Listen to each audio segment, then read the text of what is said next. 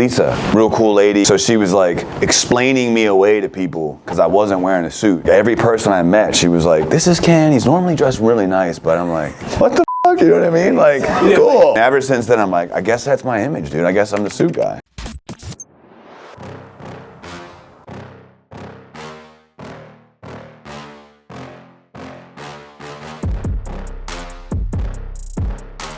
So I first started back in 08 at Power. I remember like being sold on the whole fucking thing. Like, you know what I mean? I saw an ad, it was like, make $1 million. And I was like, I'm in, you know what I mean? Like I was right out of college, you had to be a college graduate, so it got me something. And Bruce the suit, sitting in there in a suit, I'm sure part of it has to do with that, you know what I mean? I go in there, big guy, used to play for Miami, like looked like Ty, but like, you know, just like with the hair and the suit, and he's down there and he's interviewing you, and punk college kid right out of college, I don't know my ass from my elbow, but I knew I wanted to be that. I saw his car, his suit, his hair, his physique, and he's like getting me to sell him. And by the time I was out of there, I'm like, dude, I want to do this so bad. I don't even know why. And then when I got hired, I felt a sense of pride. I come in day one, and everyone in the room looked the same. It's like the whole room was like printed out of like an Abercrombie like magazine. You know what I mean? And I'm like, hell yeah, dude. Like, you know what I mean? I'm feeling even better now. You know, I made the cut. But I also had a terrible drug habit at the time, so it didn't last very long. It was like at the precipice of being one.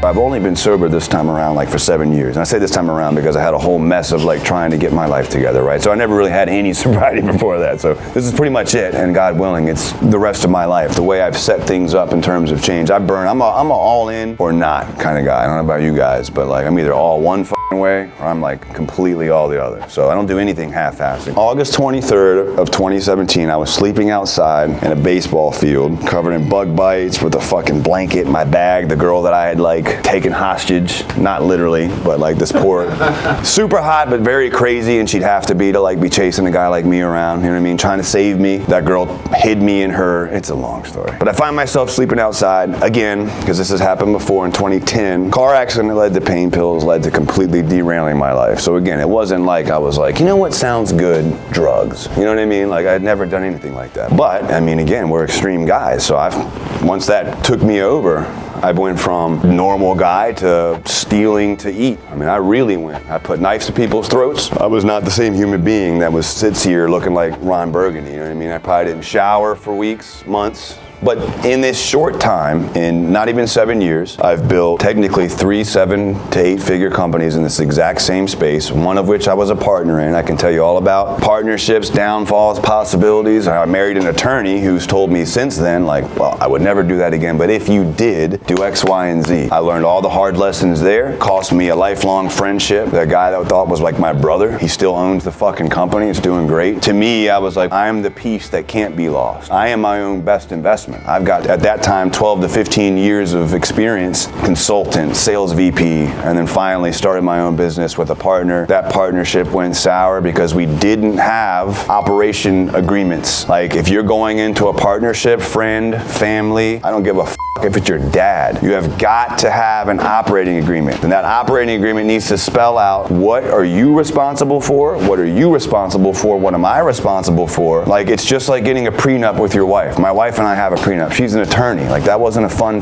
conversation, but it was a very necessary. Now we know if we, God forbid, something happens, she can't touch my business, right? She could take the house, she can take pretty much everything else, but the business is safe because we've discussed these things like adults. My partner and I, back then, we had we're gonna sign this. We never signed shit. We didn't know any better. We started making a lot of money, and next thing you know, we started having difference of opinion. Perhaps I want to go seek private equity. You're an egomaniac who never wants to ever sell anything because you're a weird narcissist, and I know that word gets thrown around a lot, but you really like controlling people and you just got some weird shit going on. Man, we're just not gonna work. And I didn't know that, but money makes people act funny. The lesson to condense from that I wanted to point out to you all, is I've heard the word partnership thrown out a few times here. If you're going to do a partnership, have your prenup, have your operating agreement, have it spell out everything with everybody, and have a contingency for what happens if we decide to part ways. Now you can be partners, real partners, right?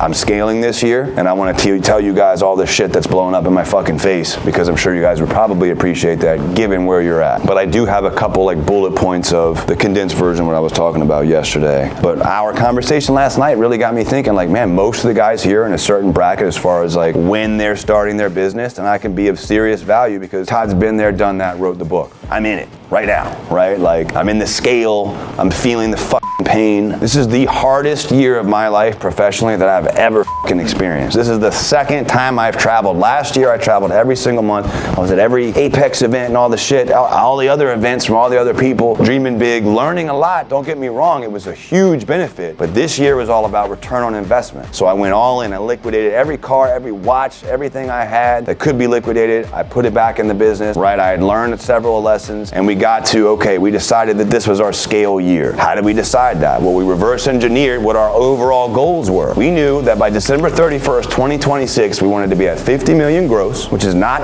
obtainable, at a minimum 18% net, which is also not attainable, which would yield a $10 million EBITDA, or earnings before interest, taxes, depreciation, and amortization, which is the basis by which private equity decides what you're worth.